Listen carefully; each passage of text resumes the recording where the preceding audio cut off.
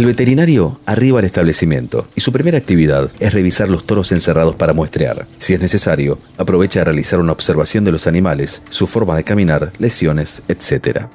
Antes de dar inicio al muestreo, el profesional debe asegurarse de contar con todo el material necesario para el muestreo, que consta de peladora para pelar los toros y poder marcarlos a fuego, asegurando la identificación de por vida. Las caravanas, que deben tener la misma identificación que el número a fuego. De los números que identifiquen al toro, puede aprovecharse el primero con la terminación del año de nacimiento para saber fácilmente su edad. También es importante numerar los mangos de las marcas con el número correspondiente para poder identificarlos cuando están en el fuego. Para enviar al laboratorio debe contar con los tubos trico azul para tricomonas con tapón azul, mantenidos a temperatura ambiente, para sangre tubo con tapón amarillo, para campylobacteriosis con tapón blanco y raspadores en número adecuado. Una vez que el toro se encuentra identificado y su revisación clínica ha finalizado, con una aguja 15 x 18 se realiza la extracción de sangre, con 2 centímetros de muestra mínimo para su posterior diagnóstico serológico de brucelosis. Se continúa con el raspaje. Posteriormente, con el toro encepado y con aprieta vacío para protegerse de alguna patada del toro, se cortan los pelos para evitar la contaminación. Se introducen los 2 raspadores juntos y se realizan 30 movimientos hacia craneal y caudal.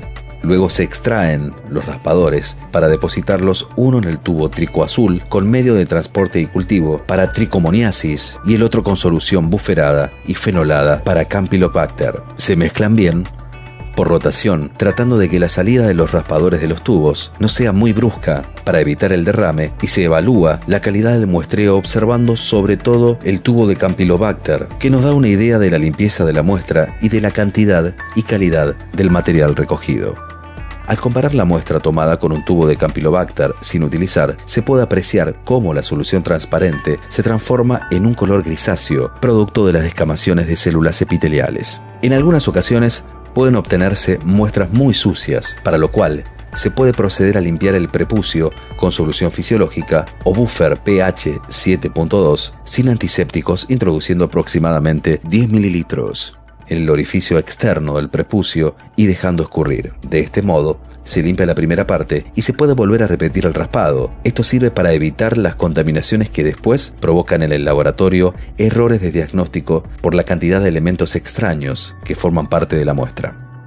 Se identifican los 3 tubos con el mismo número y se colocan en la gradilla. Luego se anotan en la planilla con el mismo número que identifica al toro y se completan con los datos del establecimiento, profesional, fecha y la cantidad de muestras tomadas. Se adjunta la planilla a los tubos dentro de la caja para ser enviada al laboratorio, cuidando que los tubos no se salgan mediante el agregado de papel. Tener en cuenta el rango horario para entregar en el laboratorio. No conviene excederse de 48 horas, manteniendo siempre a temperatura ambiente, sin ningún tipo de refrigeración. Una vez que llega al laboratorio, se da ingreso en el sector administrativo. En este sector se chequea que los números sean correctos. Se descartan tubos rotos, sucios, etc., para asegurarse de que el muestreo ha sido realizado en perfectas condiciones. Ya hecho el control de los tubos, se le da entrada con un número de protocolo y se generan las hojas de trabajo que van a ir a los diferentes sectores: Campylobacter, brucelosis, tricomoniasis.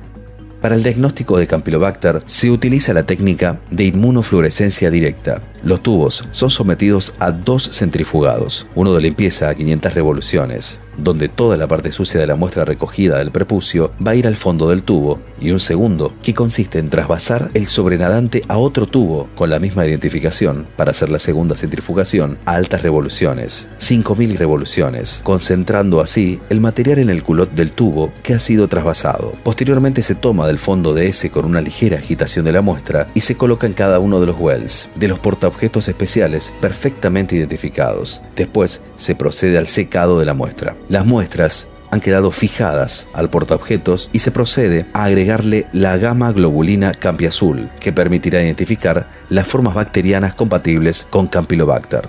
Laboratorio de brucelosis.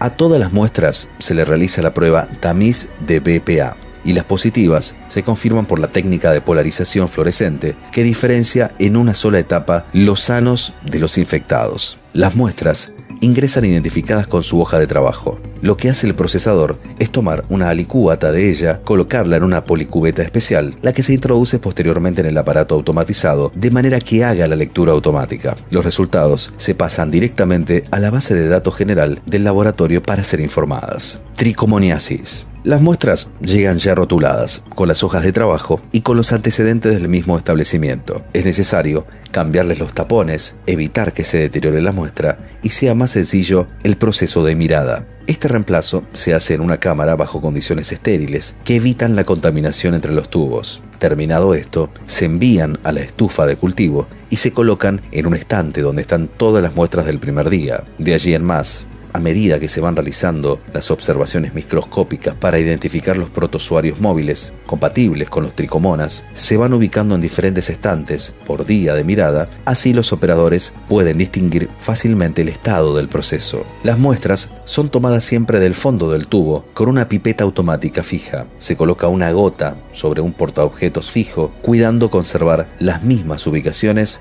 que están en la gradilla. Posteriormente el operador mira las muestras en el microscopio, tal cual estaban ubicadas en la gradilla. De esta forma puede identificar fácilmente alguna muestra que quiera repetir si sospecha verla positiva. Se carga nuevamente esa muestra para confirmar que era una muestra positiva y que pertenece al tubo original enviado por el veterinario. Después de observados diariamente 5 a 7 días, se termina el proceso y se cargan los resultados en la base de datos general para ser informada definitivamente. En administración, se reciben todas las hojas de trabajo de los distintos sectores, ya cargadas por los profesionales, y se emiten los resultados sobre papel, siendo el informe definitivo para entregar al profesional.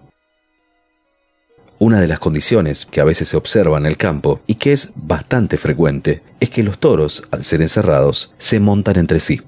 Esta situación permite introducir en su prepucio materia fecal de otro toro que puede contener flagelados intestinales que desarrollan en el medio de cultivo y que nos pueden hacer confundir con el diagnóstico de tricomoniosis. Es muy frecuente que los flagelados que se pueden detectar tengan un movimiento y una morfología muy similar a la de Tricomona fetus. Para aclarar este diagnóstico, se ha implementado en el Laboratorio de Biología Molecular la prueba de PCR que permite diferenciar los cultivos positivos de Tricomona fetus de otras tricomonas no fetus de origen intestinal y que no son patógenas.